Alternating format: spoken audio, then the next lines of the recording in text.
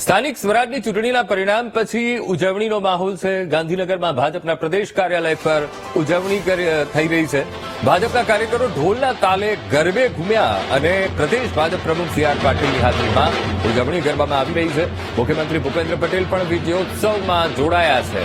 હવે આપણે આ સીધા જ દ્રશ્યો પ્રદેશ ભાજપ કાર્યાલયના બતાવી રહ્યા છીએ કે જ્યાં મોટી સંખ્યામાં કાર્યકર્તાઓ આ વિજયને મનાવવા માટે પહોંચ્યા છે. સ્થાનિક સ્વરાજની ચૂંટણીના પરિણામ પછી ભાજપની આ જીતનો જશ્ન ભાજપના પ્રદેશ કાર્યાલયના અમે આપણે દ્રશ્યો બતાવી રહ્યા છીએ. ઢોલ વાગી રહ્યા છે, કાર્યકરો ઝૂમી રહ્યા છે.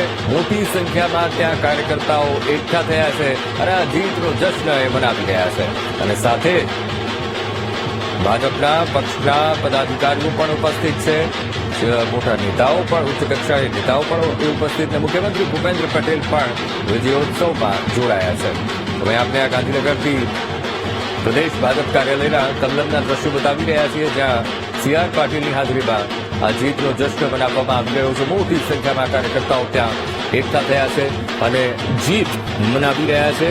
નગરપાલિકાના ઇલેક્શનનું આ જે પરિણામ આપ્યું છે, પરિણામની ઉજવણી અત્યારે જોવા મળી રહી છે.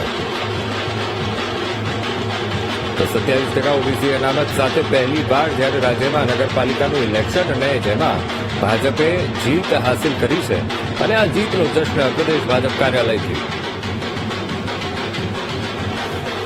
તો આજ મુદ્દે સંવાદદાતા મેહુલ દેસાઈ લાઈવ જોડાઈ ગયા છે. મેહુલ, ભાજપના કાર્યકરો ઢોલના તાલે ઘૂમી રહ્યા છે કારણ કે 27% ઓબીસી અનામત સાથેની આ પહેલી ચૂંટણી અને આ ચૂંટણીના પરિણામો એ ભાજપ તરફી.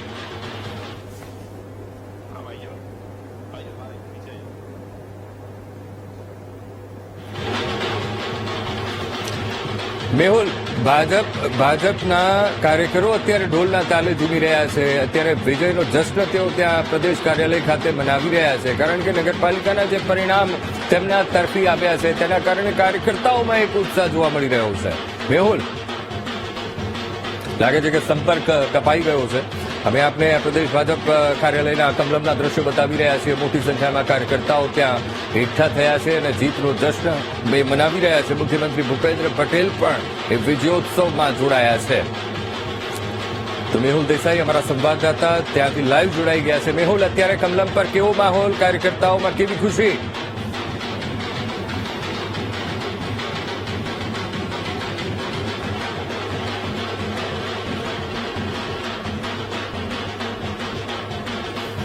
લાગે છે કે સંપર્ક હજુ પણ નથી બની રહ્યો. અમે આપણે આ સીધા જ દ્રશ્યો બતાવી રહ્યા છીએ કે જ્યાં અત્યારે ઉજવણીનો માહોલ અને પ્રદેશ ભાજપ અધ્યક્ષ સી આર પાટીલની હાજરીમાં ઉજવણી કરવામાં આવી રહી છે. સાથે સાથે મોટી સંખ્યામાં કાર્યકર્તાઓ પણ ત્યાં એ ભેગા થયા છે, ઢોલના તાલે ઝૂમી રહ્યા છે. ઉત્સવ કરી રહ્યા છે. કમલમ ખાતે મોટી સંખ્યામાં કાર્યકર્તાઓ અને આગેવાનો એકત્રિત થયા છે. પ્રદેશ ભાજપ અધ્યક્ષ અને કેન્દ્રીય મંત્રી સી આર પાટીલ જે છે તે પહોંચી ચૂક્યા છે જ્યારે અન્ય જે આગેવાનો જે છે તે અહીંયા ઉપસ્થિત છે. મુખ્યમંત્રી ભૂપેન્દ્ર પટેલ અંદર અહીંયા પહોંચશે અને જે ઉજવણી કરશે અને સંબોધન પણ કરવાના છે. રાઘવજીભાઈ, જે પ્રમાણેની જીત થઈ છે સ્થાનિક સ્વરાજની ચૂંટણીની અંદર શું કહેશો અને જે પ્રમાણે વિજયોત્સવ થયો છે સમગ્ર રાજ્યમાં? ગુજરાતની સ્થાનિક સ્વરાજ્યની ચૂંટણીમાં ઐતિહાસિક જીત થઈ છે. નરેન્દ્રભાઈ મોદીના નેતૃત્વમાં ગુજરાતની પ્રજાનો વિશ્વાસ અને મુખ્યમંત્રી શ્રી ભૂપેન્દ્રભાઈ પટેલના પ્રજાલક્ષી કામો અને ભારતીય જનતા પાર્ટીનું સંગઠન આ બધાની કામગીરીનો સુમેળ એનો સમન્વય એટલે આ ભવ્ય વિજય અને ઐતિહાસિક વિજય બદલ હું ગુજરાતના મતદાર ભાઈ બહેનોનો આભાર માનું છું. મોટી સંખ્યામાં જે આગેવાનો છે તે હાલ ઉપસ્થિત છે. મુખ્યમંત્રી ભૂપેન્દ્ર પટેલ સમયમાં ભરપૂર અહીંયા પહોંચશે. ખાસ તો જે પ્રમાણે સ્થાનિક સ્વરાજની ચૂંટણીઓમાં નગરપાલિકા તાલુકા પંચાયતની અંદર જે વિજય થયો છે ખૂબ જ મહત્વનો રહ્યો છે ભારતીય જનતા પાર્ટી માટે. કોંગ્રેસના જે ગઢ માનવામાં આવતા હતા જે તાલુકા પંચાયતની નગરપાલિકાઓ હતી તેની અંદર પણ ક્યાંક જે છે તે વર્ષો પછી ભારતીય જનતા પાર્ટીએ જીત પડે છે. રતિભાઈ, જે પ્રમાણે એનું પરિણામો આવ્યા છે સ્થાનિક સ્વરાજની ચૂંટણીમાં શું કહેશો? અને ખાસ તો જે જૂના કોંગ્રેસના ગઢ હતા એ પણ તૂટી ગયા છે. નગરપાલિકાઓ તાલુકા પંચાયત તમામ ક્લીન સ્વીપ કરી છે. ગુજરાતની જનતા